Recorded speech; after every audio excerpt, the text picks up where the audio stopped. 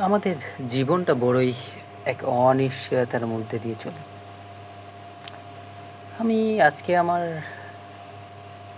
জীবন থেকে নেয়া একটা গল্প বলতে চাচ্ছি যে আমি তখন আজিজুল হক কলেজে ফার্স্ট ইয়ারে পড়ি। তো সে সময় আমাদের জুওলজি ক্লাস নিত এক ম্যাম।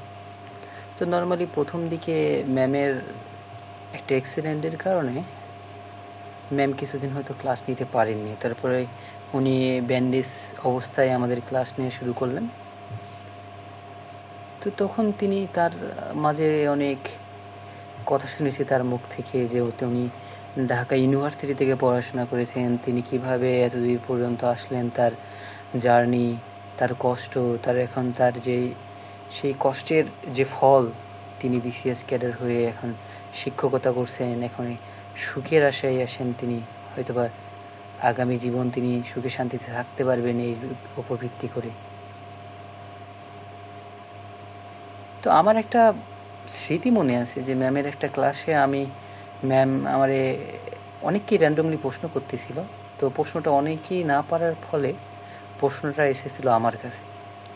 তো আমি প্রশ্নের উত্তরটা দেওয়ার ফলে ম্যামের একটা হ্যান্ড নোট আমাকে উপহার দিয়েছিলেন ম্যাম।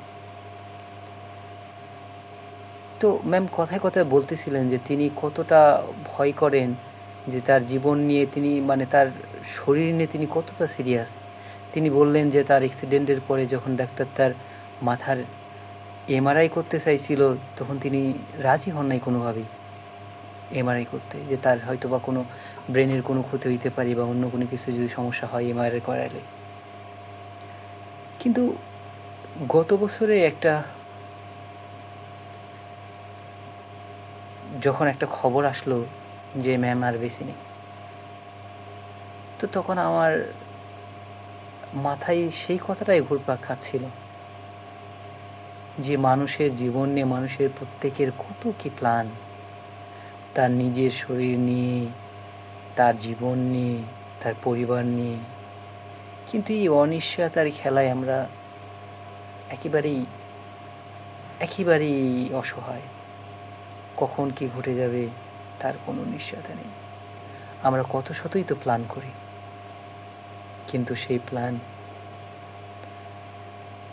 এক্সিকিউট হবে কি না তা নির্ভর করতেছে সেই উপরওয়ালার প্ল্যানের সাথে আপনার কতটুকু মিলতেছে। তাই যতটুকু সময় পাওয়া যায় এনজয় করা যায়, এই পৃথিবীটাকে এক্সপ্লোর করা যায়, সাথে সাথে সৃষ্টিকর্তার প্রতি অশেষ কৃতজ্ঞতাও প্রকাশ করা যেতে।